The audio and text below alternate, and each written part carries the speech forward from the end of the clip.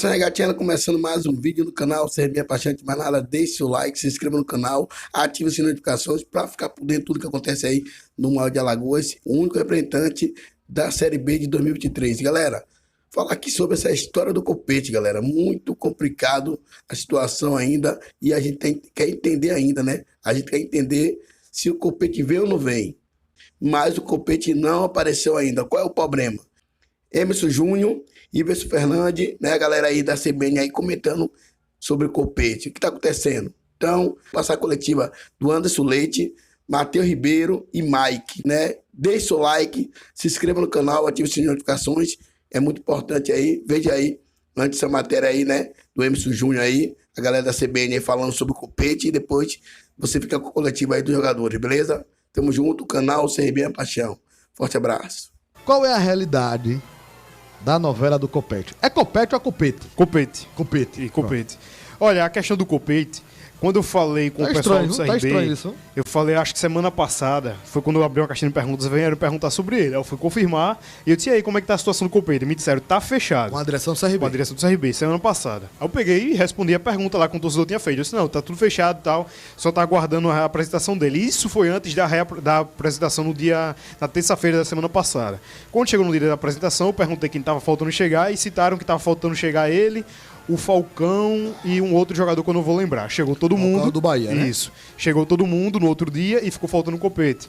E eu perguntei, e aí, como é que tá a situação do Copete? Aí disse, não, que a gente tá aguardando uma resolução dos contratos lá e etc. E eu fui apertando, até que disseram, não, o que tá acontecendo é a questão financeira. Por que a questão financeira? Deixa eu explicar bem aqui para que o torcedor possa entender como é a situação do Copete. O Copete, ele pertence ao Avaí e está emprestado ao Bahia. O contrato dele com o Bahia, se eu não estiver enganado, vai até o final do próximo ano, até o final de 2023, no caso. O que é que acontece? O CRB foi lá atrás do jogador, o Bahia entendeu que acha interessante liberar, porque ele não vai ter espaço nessa temporada, já que o Bahia foi para a Série A. E o que é que vai acontecer? Não existe isso, mas digamos que o empréstimo será para 3 clubes. Será dividido o salário entre 3 equipes. Por isso, eu tinha dito aqui há um tempo atrás que seria muito vantajoso para o CRB financeiramente. É um jogador que viria muito barato para o patamar salarial que ele tem. O salário dele topado seria dividido em 3 clubes. Deixa eu entender uma coisa. Ele pertence ao Avaí e está emprestado ao Bahia. Isso. O empréstimo vai até quando? Até o final do ano que vem. Do ano que vem? Sim. Que emprestado? Você lembra? 2 anos. Você vai lembrar que esse ano aqui, ele quase vinha pro CRB, você lembra disso? Lembro. Aí o Bahia não atravessou e foi pra lá? Foi. Foi justamente nisso que o Bahia ganhou a competição, porque o CRB ia fazer o empréstimo até o final desse ano e o Bahia propôs mais um ano de contrato pra ele, mais uma temporada e meia. Vou dizer, tem dirigente que é muito irresponsável, porque você fazer um empréstimo de 2 anos, 1 ano e meio. um jogador de 34 anos... Aí foi justamente aí, o que acontece. É nessa temporada o CRB fez a proposta por ele e o salário dele... Dá pra dizer que é quase um salário de base que o CRB ia pagar. Veja, escuta. Quando, dessa informação que você trouxe, é verdade, que o CRB quis trazer, na verdade ali, tanto o CRB tentou, como o CSA também tentou com o Ximenes. Isso, perfeito. Nessa que época tinha mesmo. sido o diretor dele no Avaí. Isso. E aí foi quando ele tinha vindo pro CSA. E a época, era 70 mil reais o salário desse jogador. Digamos que é O nome dele? O Copete. Copete. Digamos que o salário que o CRB propôs a ele é ainda menos que a metade que isso. Pronto. Agora, o que eu não estou conseguindo entender, essa engenharia, é que, porque, por exemplo, Sim. se ele está emprestado ao Bahia, o Bahia não quer contar mais com ele, e se entra em acordo, o que é que o Bahia faz? Devolve o jogador para o Avaí. Sim. Certo? Né? Então, é uma E possibilidade. aí o Avaí vai emprestá-lo de novo, vai ficar com ele, ou vai rescindir o contrato com ele. Eu não consigo, veja, tudo bem que tem essa questão salarial, que deve, no mínimo, ter chegado nos 70. Isso aqui, né? O que você está dizendo é que o CRB quer recebê-lo por empréstimo, porque, para todos os efeitos, ele tem que ser devolvido para o Avaí. Para o Avaí emprestado para o CRB. A questão legal. E aí o Bahia tem uma participação no salário. Isso, exato. Ao invés de ele pagar tanto que está pagando lá, vai pagar um coro menor. Mas o que é que acontece? Então, mas o que é que impede desse negócio já ter sido Era isso que eu ia falar agora. Quando foi divulgado que ele estava para vir para o CRB, outros clubes naturalmente devem ter chegado junto dele. E ele agora quer um pouco mais do que o CRB tinha fechado com ele. Então aí tá nesse empecilho. Mas eu perguntei ontem ao pessoal do CRB, eu disse, de 0 a 10, qual a chance dele fechar hoje? Disseram 8. 8 eu acho considerável. Quando surgiu essa notícia que ele tinha treinado ontem lá no Bahia. Ele tá treinando, inclusive, lá, mantendo a forma. Eu mandei a notícia, não sei quem foi, era uma página dessa do CRB, para o Thiago Paes. E perguntei, furou? Ele disse não. Foi justamente. Eu perguntei de 0 a 10, qual a chance? Ele disse 8. 8 eu acho bem considerável. Eu acho um negócio complicado, não tá? Se eu for o CRB, eu mandava o Copete para casa do Copete. Eu concordo com você. Não por isso, pelo Mas futebol. ele hoje, o futebol dele tá como? Eu não traria. Ele foi emprestado pro Bahia. Bahia. Ele fez Fez um 14 gol lá. jogos. E um gol, fez não um foi? gol nessa Série B. Antes disso, no Avaí, porque ele é um jogador rodado, Thiago, você não conhece o jogador, mas ele é um jogador rodado. Muito rodado. Ele no Avaí. Não é aquele galeguinho, né? Não. É não? É não, galeguinho. Ele no Avaí, ele fez. Eu lhe mostrei a foto do Ele Galeguinho. fez 33, 43, 53, 55 jogos e marcou 10 gols. Oxe, no Avaí. Parece só o Galeguinho, né? Não é galego, não. E aí ele pertence ao Santos. Desde É 2016 que ele estava no Santos, pô. Ele fez 16, 17, 18, 19 no Santos. Então é um jogador rodado, é equatoriano ele, né? Isso. É um jogador rodado. Colombiano. Né? Agora já tá em fim de carreira. Eu não traria, não. Também não. Eu não traria antes. Imagina agora, depois dessa demora. Eu tinha falado isso, que eu também não era um jogador que me agrada, justamente por conta disso. Anderson, se apresenta pra gente, fala um pouco da sua posição, os times que você passou, a sua característica de jogo. Fala um pouco pra gente sobre você. Fala nação regatiana, meu nome é Anderson Leite, sou um segundo volante. Comecei no Londrina, passei por alguns clubes aqui do Brasil, como a Chapecoense, Atlético Goianiense. Joguei 2 vezes fora do país, na Costa Rica e no México. A minha característica é de um segundo volante, com chegada na área, de bastante chute ao gol. E é isso que eu procuro fazer, é considerado hoje um volante moderno.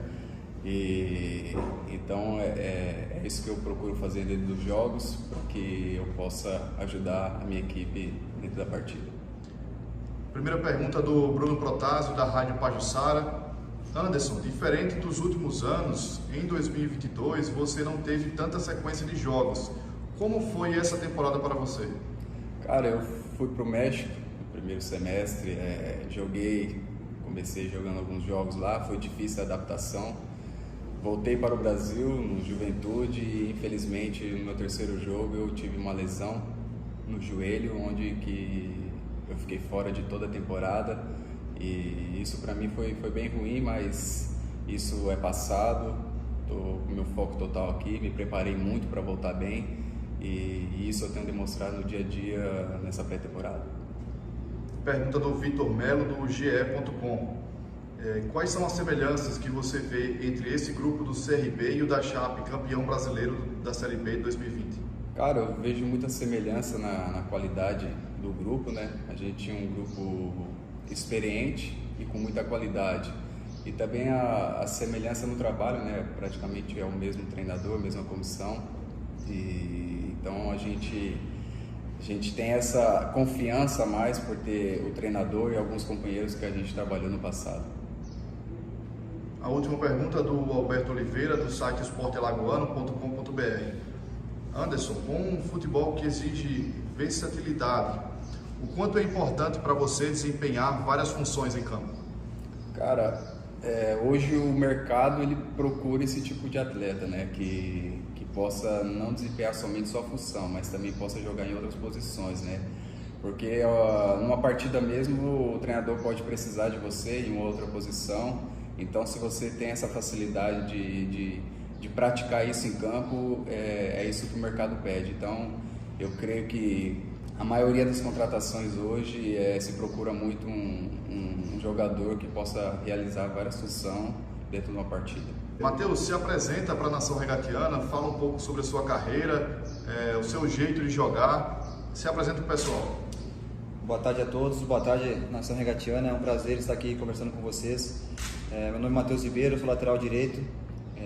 Tenho como característica um bom passe, uma boa intensidade de jogo e também a facilidade de jogar pelos dois lados, caso necessário. Estava no Vasco na temporada passada, passei pelo Avaí também, Chapecoense, Atlético Goianiense. Já tive acessos na minha carreira e tenho certeza que nessa temporada eu posso contribuir com o meu trabalho aqui no CRB. Primeira pergunta do Bruno Protásio, da Rádio Pajuçara. Matheus, o grupo tem jogadores experientes e muitos já trabalharam com o Humberto. Isso facilita o início do trabalho? Com certeza. Realmente o grupo é muito experiente e comandado pelo Humberto, que é um cara muito intenso no dia a dia, um cara que tem vivência na Série B, conquistando títulos e bons trabalhos anteriormente. Então, com certeza isso ajuda e quem ganha com isso é o clube, com certeza. A pergunta do Vitor Melo, do GE.com. quais são as semelhanças que você vê entre esse grupo do CRB e o da Chape, campeão brasileiro da Série B em 2020? Tem semelhanças pelo comando. O comando do Humberto a gente já conhece, eu particularmente já trabalhei com ele, sei como lidar com ele no dia a dia.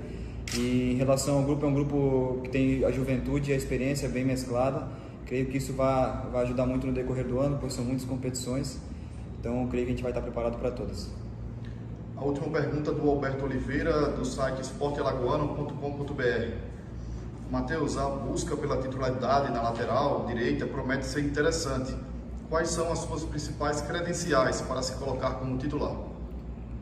Com certeza vai ser uma disputa interessante, já vendo os trabalhos do dia a dia, a qualidade que o Hereda vem demonstrando, mas eu acho que a minha principal virtude é a intensidade, é o passe e a capacidade de chegar na frente, claro, aliando a bons conceitos defensivos. Eu acho que a disputa vai ser interessante, mas quem tem a ganhar com isso é o CRB. Mike, começar se apresentando, falando com a nação regatiana. Quem é o Mike, onde você passou, qual a posição que você joga e características também. Fala, nação regatiana, que é o Mike, né? Eu sou atacante de lado, né? Mas as minhas características é sempre pisar bem na área, né? Eu acredito em todas as bolas ali para fazer gol, para dar assistências. Essas são as minhas características. Eu sou um atacante de lado, mas eu gosto sempre de pisar na área para fazer os gols. Primeira pergunta do Bruno Protásio, da Rádio Pajuçara. Mike, olhando os seus números das últimas temporadas, você sempre tem boas participações em gols, até com assistências. Você costuma traçar metas de gols, assistências para cada temporada? Sim, né? Pessoalmente sim, mas eu coloco como o próximo jogo como um jogo mais importante. Eu sou muito otimista, né? Sempre acreditando que no próximo jogo vai sobrar uma bola para mim, eu vou fazer o gol. Estou me preparando muito bem, não só eu, né? Como todo o time está bem preparado para quando surgir a oportunidade, fazer logo esse primeiro gol aí. E eu acredito muito que vai ser um grande ano, não só para mim, né, mas para a equipe que o CRB está montando. Acredito que a torcida vai ser bastante feliz, né, esse ano que vai entrar. A pergunta do Vitor Melo, do GE.com. Quais as semelhanças que vocês veem entre esse grupo do CRB e o da Chape, campeão brasileiro da Série B em 2020? Olha, o grupo que ele tinha montado, né, junto com a comissão, quando eu cheguei lá, né, eu cheguei na metade do campeonato, os treinamentos do dia a dia era de uma intensidade muito alta, né, uma qualidade técnica também muito grande, e aqui também desde o começo, todo mundo treinando com uma qualidade técnica alta e essa intensidade também. Eu acredito que tem semelhança sim, né, a gente está bem otimista, bem confiante para fazer uma grande temporada todo mundo junto. Pergunta do Alberto Oliveira, do site esportealagoano.com.br. Mike, voltando do exterior, tem alguma dificuldade de readaptação ao futebol brasileiro? Foi muito bom, né? Acho que a gente voltar em dezembro, para mim particularmente, porque acredito que entre 1 e 2 semanas, voltando para o Brasil, né? Como joguei a minha carreira inteira aqui, só um ano fora, eu já me readaptei, então foi muito bom para mim. Cara, eu já estou me sentindo muito bem, né? Acho que não só eu, a gente vê os companheiros também. O time está treinando muito bem, então estamos bastante otimistas aí para a gente fazer um grande ano.